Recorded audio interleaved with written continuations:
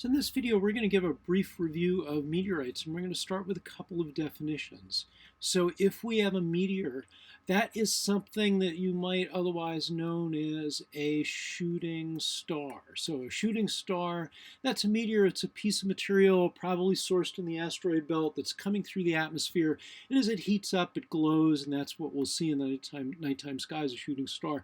If that material makes it to the ground without completely vaporizing, if there's something left behind after it's heated up, then we would have a meteorite. So a meteorite is the rock that we would get from a shooting star. And that rocky material would be just the leftover parts of this material that will probably in most cases completely vaporize, but some meteors rather, are large enough that they don't completely vaporize, and so they hit the ground and we later find a rock, and that's what we call a meteorite. So meteorites come in a couple of different classes. We have the so-called irons, and these things are made mostly of the element iron plus a little bit of nickel mixed in as an alloy. And then there might also be some sulfide minerals as well. Then there are stones. Stones are going to be rocky material, and that rocky material will most often be things like peridotite or peroxenite or maybe basaltic materials. And then we have stony irons, which would be a mix of iron-rich material plus some kind of rocky material. Stony irons, among the most common, would be a mix of olivine plus iron, and these are called pallasites.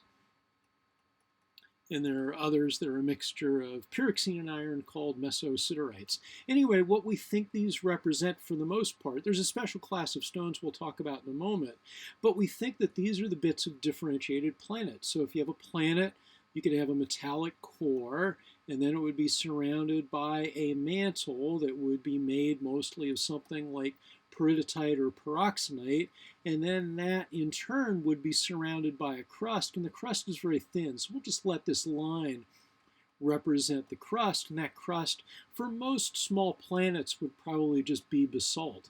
And so if we have a couple of planets in the early solar system that come crashing into one another, so let's say we have another planet here, we'll make it a little bit smaller, comes crashing into this one, they might collide with enough force that both of those planets are broken apart, and we're left with the leftovers. The irons would be the interior parts, the stones would be the mantle and crust, and then the stony irons would be probably some mixture of what's happening at the core mantle boundary of these early planets. We think that Earth formed as a survivor of these kinds of collision processes, that we eventually had a nucleus of material that was great enough that when these other smaller planetesimals came crashing in, it didn't break the material apart completely, but instead these things would just get amalgamated and would get a larger and larger planet. Now let's come back to stones. Stones come in a couple of different flavors, and the stony meteorites that we really care about for understanding Earth are the chondrites. The chondrites are a special kind of stone that are very high in iron. So most chondrites would have low iron.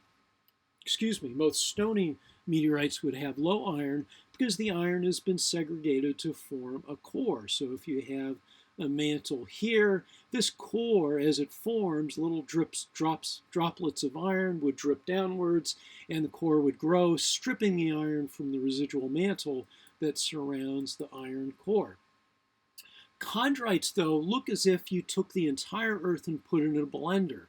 So we think chondrites escaped differentiation.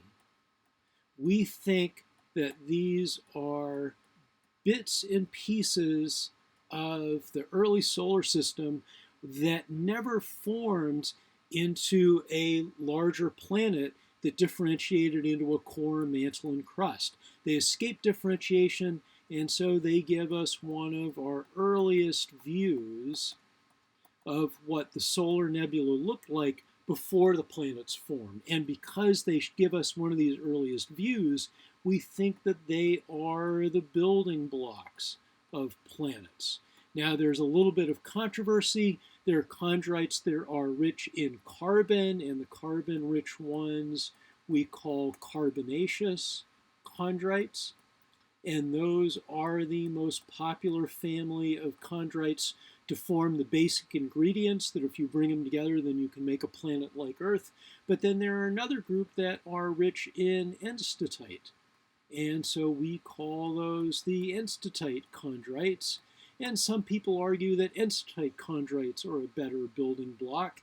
And then some people think that neither one of those are really the true building blocks.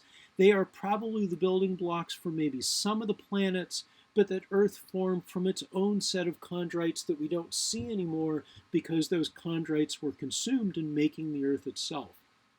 But anyway, the cool thing about chondrites is that they are probably the best view that we have of the earliest building blocks of all the planets, Mercury, Venus, Earth, Moon, Mars, and even the larger planets like Jupiter, Saturn, Uranus, Neptune, that these things were built out of chondrite materials. And of course, in the outer solar system, it would not just be chondrites, but a lot of icy materials that formed on top of those.